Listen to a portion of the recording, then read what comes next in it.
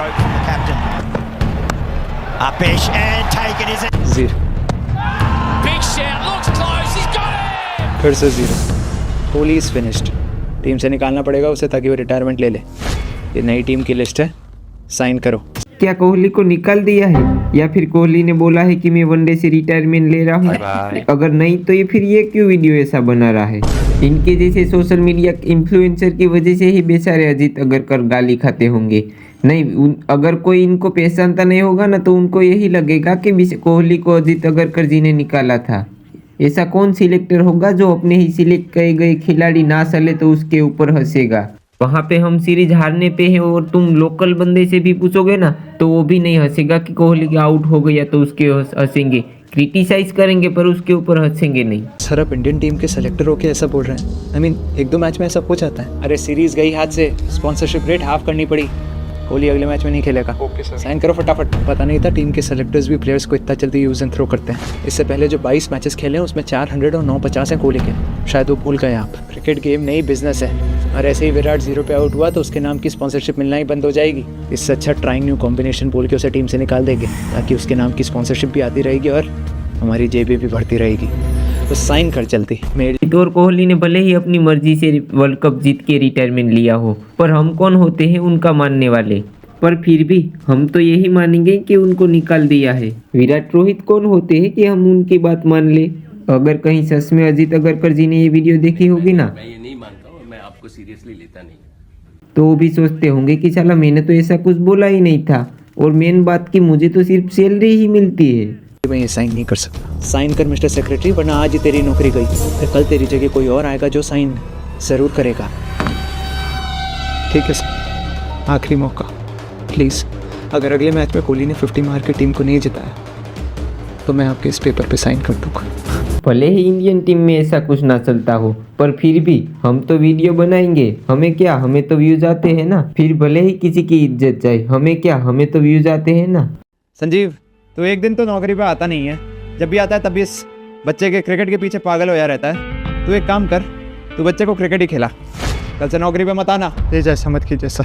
Sir हमारे बच्चे के भविष्य का सवाल है सर. ये बहुत टैलेंटेड क्रिकेटर बनेगा सर. बहुत आगे जाने का पोटेंशियल है सर. इसके अंदर हमारे पास बिल्कुल पैसा नहीं है इसको आगे बढ़ाने का सर. पता नहीं भाई ये लोग कौन से नशे करके वीडियो बनाते हैं. बेचारे बच्चे को घर में भी ग्लव्स और बैट पकड़ा के रखा है. आउट. और सुन बेटा, ये क्रिकेट छोड़ और पढ़ाई वढ़ाई पे ध्यान दे. इन सब में कुछ नहीं रखा.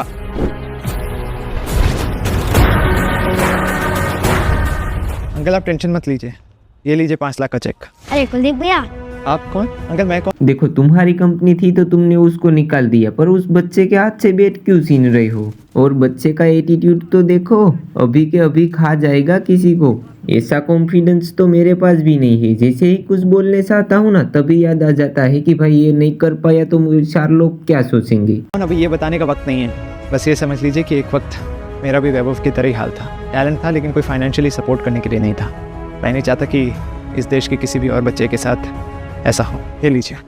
बहुत बहुत धन्यवाद आपका. अरे प्लीज़ ये मत कीजिए. देखना वैभव बहुत जल्द IPL में खेलेगा, 100 बनाएगा. और जिस मैच में ये 100 बनाएगा ना, उस मैच में मैं स्टेडियम में आऊँगा. प्रॉमिस? प्रॉमिस. वाह भाई, मान गया आपको. आपने तो वैभव सूर्यवंशी को भी मदद की थी. और मेन बात कि वैभव सूर्यवंशी आपको भैया बोलता है, फिर भले ही वो तुमको रियल लाइफ में कुछ जानता भी नहीं. और आपने तभी के तभी एक भविष्यवाणी भी कर दी. ये बहुत जल्द IPL में खेलेगा और 100 बनाएगा और उस मैच में आप मौजूद होंगे. कहाँ थे आप कुलदीप बाबा? मंदिर यहीं बनेगा. यहाँ मस्जिद बनेगा. मंदिर यहीं बनेगा. एप्पल बेस्ट है. सैमसंग बेस्ट है. एप्पल ही बेस्ट है. तू रेड फ्लैग है. अरे तू रेड फ्लैग है. तू बाहर में जा. कांग्रेस, बीजेपी. कांग्रेस, बीजेपी. कांग्रेस. सब प्लान के मुताबिक चल रहा है. Divide and rule. अब तो गेम प्लान समझ जाओ. नहीं कुलदीप भैया, यहाँ पे आपसे मैं ओफेंड हूँ. बीजेपी कांग्रेस का तो समझ में आया, पर ये एप्पल सैमसंग क्या समझ में नहीं आया. साला मैंने जब से वीडियो देखी ना तब से मैं सोच रहा हूँ कि साला अब इसमें कौन गेम खेलता होगा. कोई बोलता है मून लैंडिंग फेक है, कोई बोलता है पिरामिड एलियंस ने बनाए थे. आज के ज़माने में क्या सच है क्या झूठ भगवान ही जाने. पता करने का सिर्फ एक ही तरीका है. अभी सिर्फ हाइपोथेटिकली और थियोरेटिकली पॉसिबल है. क्या पता किसी दिन प्रैक्टिकली पॉसिबल भी हो जाए। क्या अगर अपन अर्थ से 55 लाइट ईयर्स दूर चले जाएं और फिर किसी सुपर पावरफुल टेलीस्कोप से मून को देखेंगे तो अपन 1969 की मून लैंडिंग को लाइव देख पाएंगे कि वो हुई भी थी या नहीं। व्हाट? फिर तो कुलदीप भैया आपका सपना सपना ही रह जाएगा। पृथ्वी से चांद पे ठीक से नहीं जाया जा रहा है और आप पृथ्वी से लाइट ईयर दूर जाने की बात कर रहे हो। देखो मैं इस मामले में ना थोड़ा कच्चा हूँ। अगर किसी को पता हो ना कि ये सही हो सकता है क्या तो कमेंट में बताना मुझे। ये कैसे पॉसिबल है? सिंपल, लाइट को रिफ्लेक्ट होने में टाइम लगता है और जब आप मून को इतनी दूर से देखते हो तो जो 1969 में वहाँ से लाइट रिफ्लेक्ट हुई थी वो आप तक अब पहुँच रही होगी। अनबिलीवेबल। ना भाई, साइंटिस्ट और उनकी रिसर्च सब फेक है। असली खोज तो हमारे कुलदीप भैया करते हैं।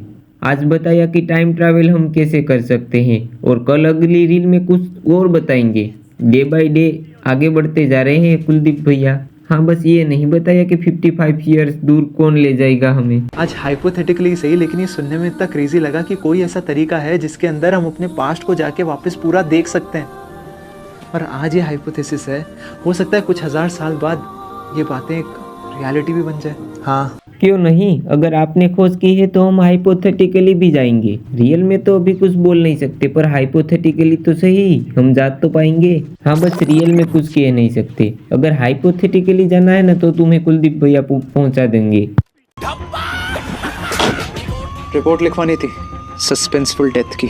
किसकी डेथ हुई? पहला टॉम ऑगले, जिसने एक ऐसा इंजन बनाया था जिसमें सिर्फ 1 गैलन तेल पे गाड़ी 100 किलोमीटर चल सकती थी, एकदम से मार दिया गया। फिर स्टैनली मेयर, पानी से चलने वाली गाड़ी बनाई, पॉइजन दे के मार दिया गया। जेकब ग्रीनबर्ग, माइंड की पावर पर रिसर्च चल रही थी, मिसिंग।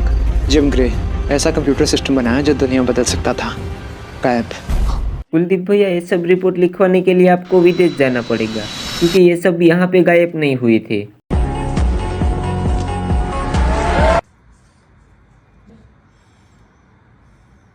नहीं, तुम मुझे एक बात बताओ, तुम्हें अगर पढ़ना लिखना नहीं आता है तो इसमें इंडियन स्कूल क्या करे?